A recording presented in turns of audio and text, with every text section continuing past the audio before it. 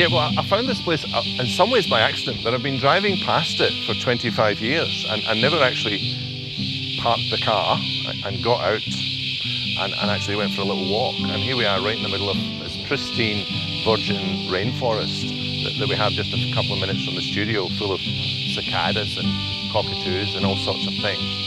So it made me want to just start writing a little bit of poetry about it and doing lots of little sketches and taking lots of little photographs just for notes and just trying to get a feel for it. Try and get a bit more involved in it, become a bit more connected to it, I suppose, in some way. So I find it really inspiring, and it's particularly as, I've been driving past it for a quarter of a century. Yeah, to me, it's not landscape in the terms of classical landscape art, where you go out and do a representation or an illustration of something. It can be very beautiful, and we all love those, really, even though we pretend they're not very fashionable, we still love them. And they can be very beautiful because somehow we connect with them. We can understand them, they're very transparent, we can actually feel something directly with them. It's not that sort of thing. It's about listening to all the noises of all these cicadas that are going off. And there's mosquitoes and leeches and people walking along occasionally. And so there's all that sound and there's the smell as well. So you're trying to, and that triggers off all sorts of ideas. And it's those ideas and those things, I think. That's when I say psychological landscape, it's about, it sounds a bit fancy and maybe that's the wrong word for it, but it just means that there's a lot more layers and things. So I'm trying to capture them and not illustrate them. Yeah, of course, there's a huge Australian tradition of going outdoors, and it goes way back from the beginning.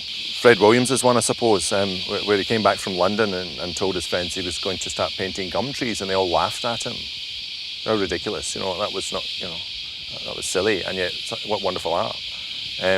You've got other ones like John Woolsey, I suppose, coming over from the UK, who does these huge pieces where he goes out into the desert and interacts with the place in all sorts of different ways and relates it back to poetry and relates it back to music and has installations and things like that. So it can go in many different ways.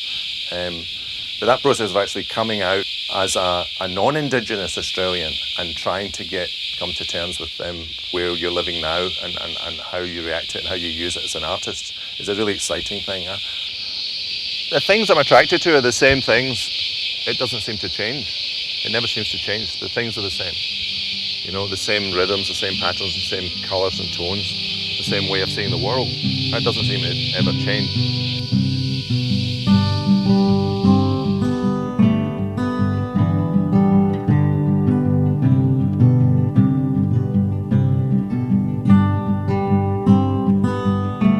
I think you can't escape your background and where you've come from and what your memories are as a child, I suppose.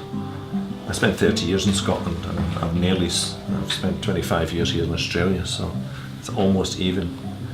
But I think you bring your culture with you, I think.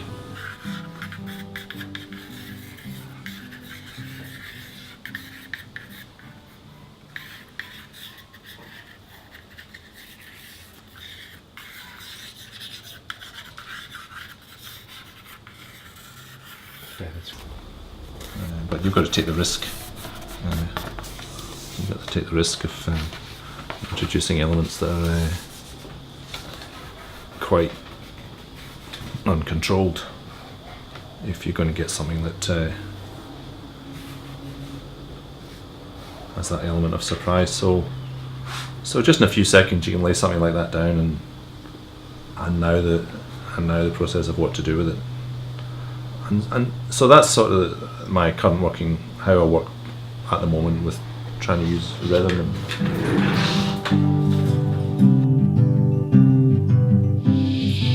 Yeah, so for this exhibition I thought, well, I'm going to try and use colour because I've always been scared of it because I never knew quite what to do with it.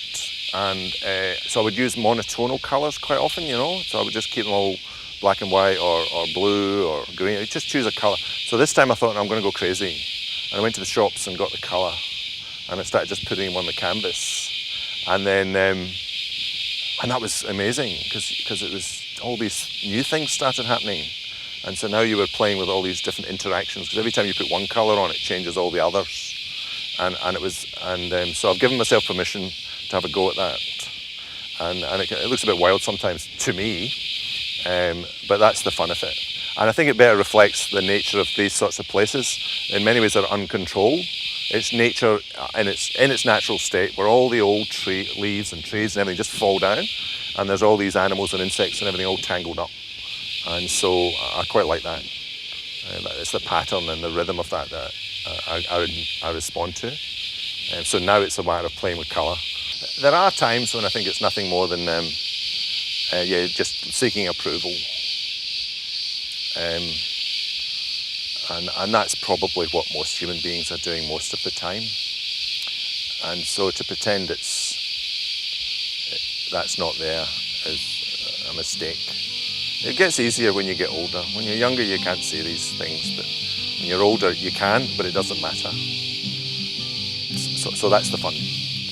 I just enjoy it. I think it's great. I mean, imagine getting a chance to do this. I remember my teacher saying to me in primary school, he said, "What do you like doing the most?" And I said, "Art." And that was the question was answered.